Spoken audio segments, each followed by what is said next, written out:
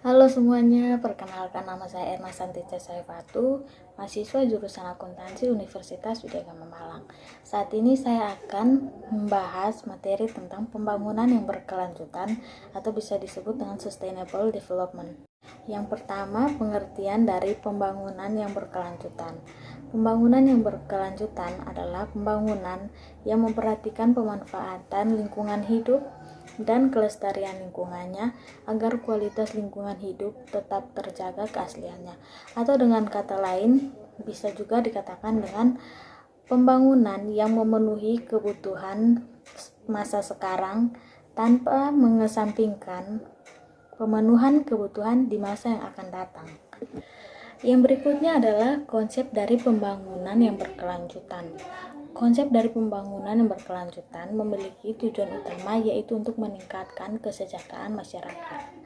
Konsep pembangunan ini sudah dibahas dalam konferensi tingkat tinggi bumi pada tahun 1992 dan memiliki dua gagasan penting, yaitu yang pertama gagasan kebutuhan. Gagasan ini ditujukan untuk mementingkan kesejahteraan dan kebutuhan dari kaum miskin. Yang kedua adalah gagasan keterbatasan. Sumber daya alam memiliki porsinya masing-masing sehingga pengelolaannya perlu diperhatikan agar dapat digunakan secara bijak untuk masa yang sekarang dan juga untuk masa yang akan datang. Berikutnya adalah prinsip dari pembangunan berkelanjutan. Pembangunan berkelanjutan memiliki 4 prinsip utama.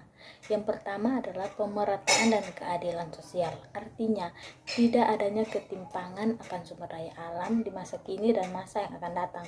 Misalnya melalui pemerataan distribusi lahan dan kesetaraan gender. Yang kedua adalah menghargai keanekaragaman hayati dan tidak adanya diskriminasi keanekaragaman budaya.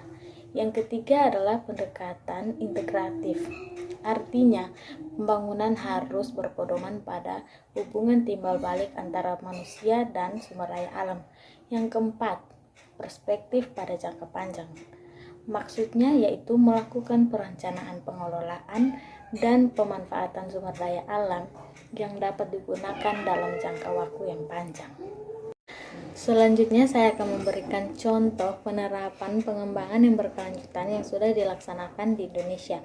Yang pertama adalah pengembangan pemerintahan Indonesia dengan melakukan pengembangan sumber daya alam dan sumber daya manusia, khususnya sumber daya alam yang dimiliki oleh negara Indonesia, diolah dan menjadikannya mandiri tanpa membutuhkan bantuan dari negara lain.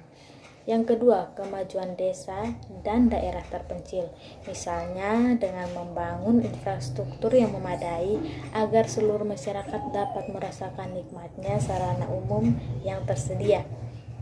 Yang ketiga adalah pembangunan dalam bidang kesehatan, misalnya dengan membangun puskesmas dan rumah sakit pada daerah yang belum pernah ada fasilitasnya sama sekali dan juga menyediakan BPJS sebagai bukti kepedulian dan keinginan untuk meningkatkan taraf kesehatan.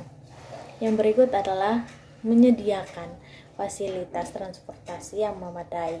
Saat ini pembangunan moda transportasi sedang berkembang pesat. Bisa kita lihat saat ini kereta MRT sudah tersedia dan bahkan sudah digunakan di Indonesia. Nah, itulah sedikit penjelasan dari saya. Kalau ada salah kata, mohon dimaafkan. Terima kasih.